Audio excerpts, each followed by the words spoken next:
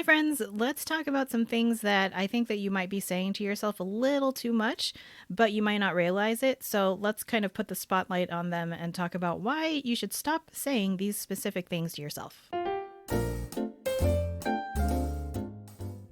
These are things that I like to call inner drama because I feel like when you take the leap of starting your own business, then you're actually putting yourself in the driver's seat and taking on a whole lot more responsibility other than just like getting the permits and making the website and selling your stuff. Like there's all this extra stuff that you're balancing, especially basically what it means to have a business. And so we create all of these weird inner dramatic lines. It's like an internal soap opera. And it might be actually holding you back more than you realize. So I thought that it might be helpful to spotlight 3 of them for you to see if you are struggling with these particular things and what you can do about it. The first thing is basically complaining about the algorithm. Maybe you hear yourself saying something along the lines of the algorithm hates me and it's working against me and please share my stuff with all of your friends and family, because my reach is down so much, which, is totally true. We know this, right? These social media platforms promise one thing and then they don't show your stuff to all your followers. Like that is just the truth. We all know this. I know for sure that I'm not seeing the kinds of numbers that I should be seeing if it was truly an organic feed where we were connecting with people who were interested in what we're doing. But keeping in mind that we cannot control the algorithm, what can we do about it? Well, we can do something about how we see this issue and the situation instead.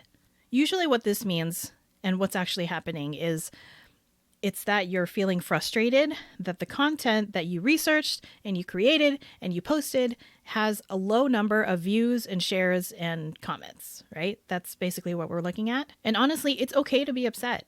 I think that that's fine. Social media requires consistency and strategy. And if you're not like a natural born marketer and salesperson, then it's going to be hard.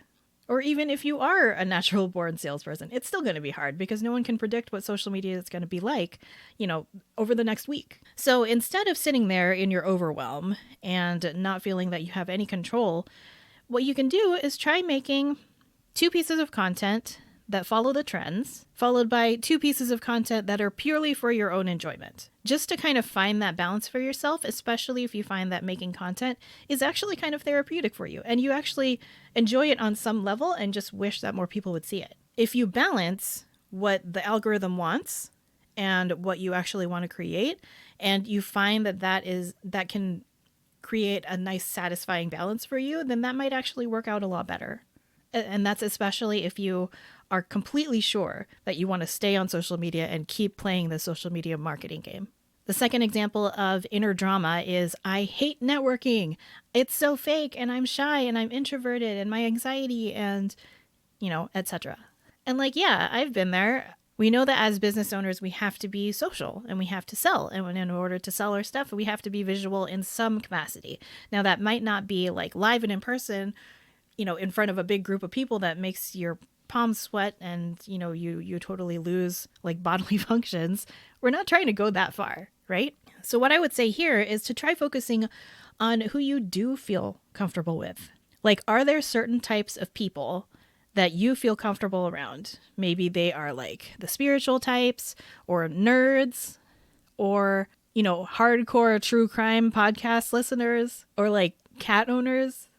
Like, what would happen if you narrowed down your outreach and your attempts to be visible down to like just a specific group of people that you usually enjoy being with? And if you feel yourself kind of like pushing back on this idea, remember that you yourself, you're a person on the internet too. And you have your own interests. And I bet that you have certain things that you wish would pop up on your screen or that you wish some random stranger would let you know about, but no one's actually doing that. So there are likely to be other people, probably your ideal clients, who feel the same and just don't know about your business.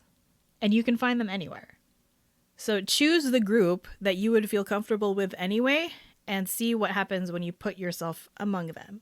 And finally, the third inner drama example and thing to stop saying to yourself is, I don't have enough time. And again, I'm going to sit here and point this out and say, yeah, you're right. You're absolutely right. Like, despite what Kim Kardashian would have you believe, running a business is complicated. And it's not just simply getting up off of your butt and doing the work. It depends on your resources. It depends on if you have a chronic illness or not.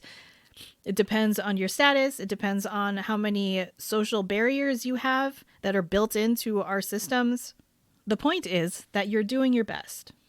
You may not have enough time to do all of the things. So what are some of the things that you could prioritize instead? So I want you to try this. If this is something that you particularly struggle with, write a list just on any piece of paper. You don't have to make it a whole thing, but just quickly write down a list of all the tasks that you think you should be doing in your business. All of them.